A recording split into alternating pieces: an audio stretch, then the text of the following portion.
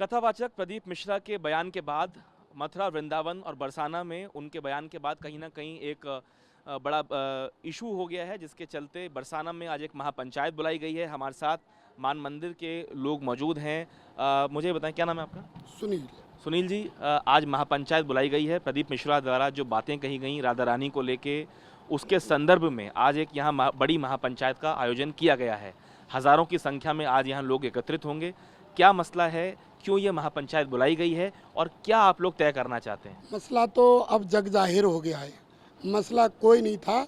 हमें तो ये लगता है इन्हें अपनी टीआरपी बढ़ाने के लिए और उन्होंने इस तरह का बयान दिया है, जो कि बयान सरासर गलत है।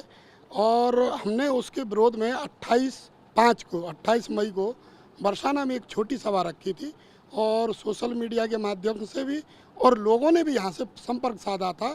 ये जो बात कही है बहुत गलत कही है।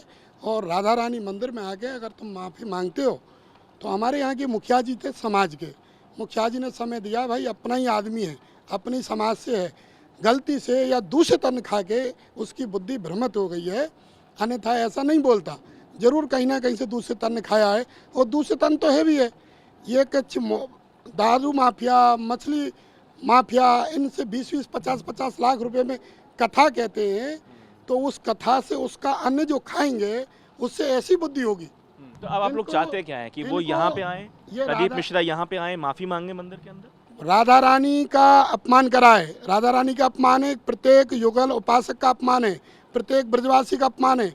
घर घर में, घट घट में राधा रानी विराजमान है और अन्यथा अगर ने माफ़ी नहीं मांगी तो इतना बड़ा अंजाम होगा, ये इन्हें सपने में नहीं सोचेगा, इन्हें नहीं, किसी ने भी नहीं सोचा होगा। ठीक है, सुशील जी जो बात कह रहे हैं, सुनील जी वो कह रहे हैं कि माफ़ी मांगनी पड़ेगी।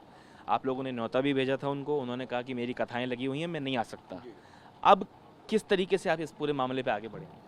देखिए, बिल्कुल बात सही है। यहाँ पर जो ब्रजवासी संत सब एकत्रित हुए और सब ने ये कहा कि हमारा किसी से विरोध नहीं है। वो कहते हैं मैं शिव कथा प्रवक्ता हूँ, सनातन धर्म से हिंदू हैं। गलती होती है, लेकिन गलती के बाद आदमी अगर गलती को स्वीकार कर ले तो वो फिर वो गलती नहीं रहती।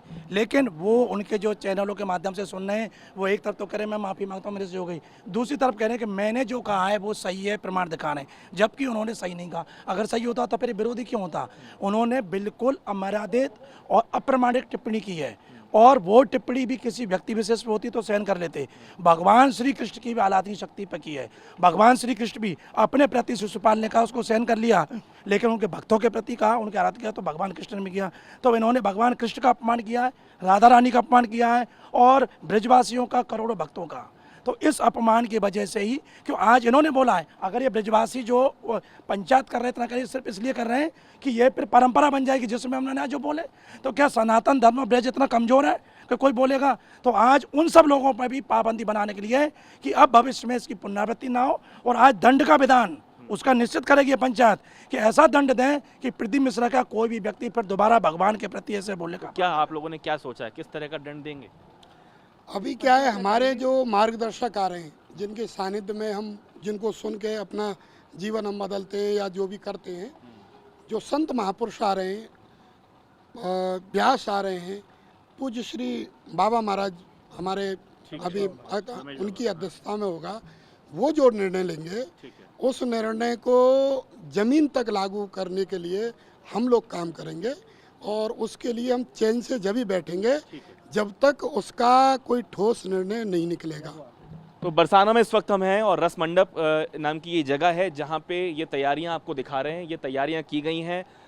उम्मीद लगाई जा रही है कि हज़ारों की संख्या में मथुरा, वृंदावन से लोग यहाँ पे पहुँचेंगे बरसाना के अंदर। और यहाँ पे जो संत महात्मा, जो बड़े बड़े लोग हैं संत समाज के, वो यहाँ पे पहुँचेंगे और उसके बाद वो लोग आपस में मिलके बैठ के इस महापंचायत में तय करेंगे कि आखिर जो कथावाचक है प्रदीप मिश्रा, उन्होंने जो बयान दिया राधा रानी के ऊपर, उसके बाद क्या किया जाना चाहिए और किस तरह का जो दंड है उनके लिए निर्धारित किया जाना चाहिए। खुर्शीद आलम के साथ शिवांग माथुर, TV9 भारतवर्ष, बरसाना।